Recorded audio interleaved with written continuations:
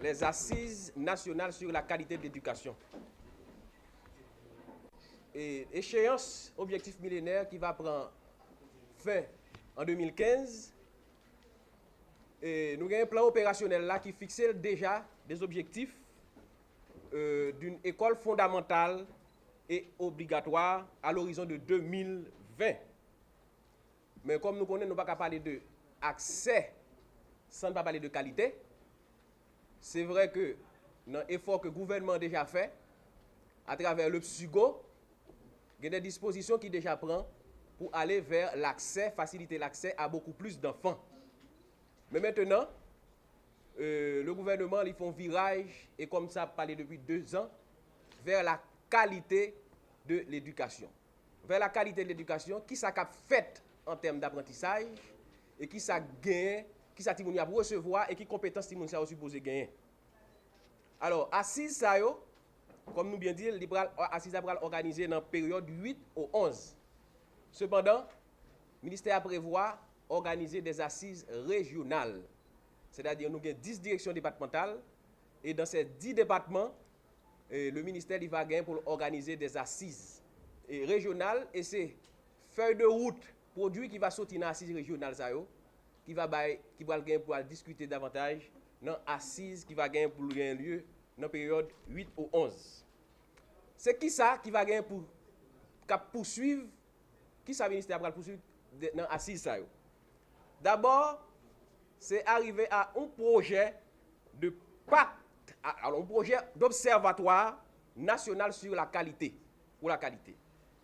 Et ensuite, un projet de pacte national sur la qualité de l'éducation.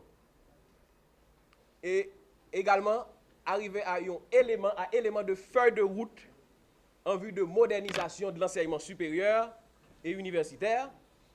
Et assise, ça va clôturer avec déclaration finale qui va dire qui ça a été fait dans l'ensemble.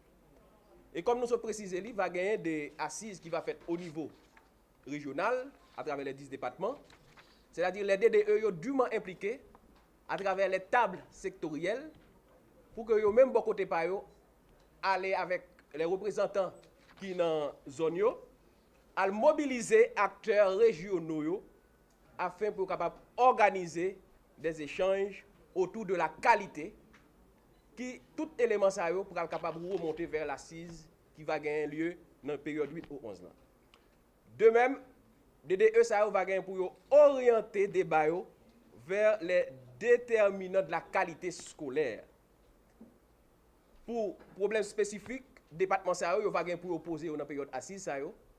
Et c'est ensemble de produits ça qui va gagner pour aller remonter dans assise nationale sur la qualité de l'éducation qui va gagner pour dérouler dans la période 8 au 11. Alors, il faut que nous disions, pour assise régionale, il va gagner pour démarrer à partir du 31 mars.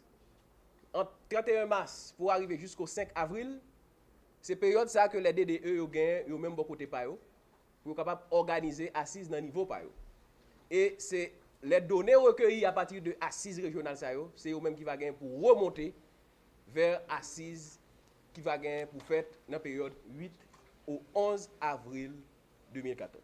Enseignement supérieur, qui deuxième partie dans l'assise là. Assise là, on a rappelé, la fête du 8 au 11, mais le 8 et le 9, l'a consacré à tout axe plan opérationnel là, de la petite enfance jusqu'à l'éducation spéciale en laissant de côté l'enseignement supérieur.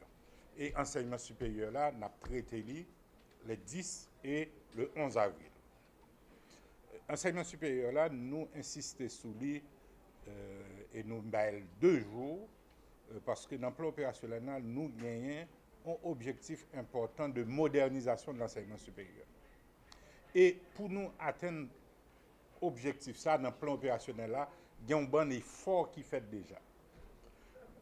Assises là sont occasion que nous avons utilisé tout qui permettent nous d'échanger concrètement avec des partenaires qui déjà travaillent avec les universitaires haïtiens.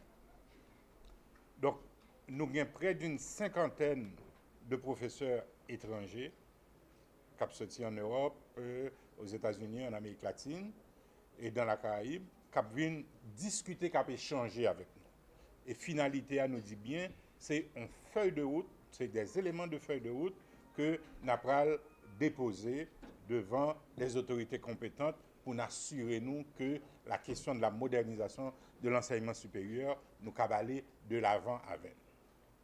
Les principaux partenaires pour volet enseignement supérieur, nous avons d'abord la Kellogg Foundation qui a appuyé nous du point de vue financier.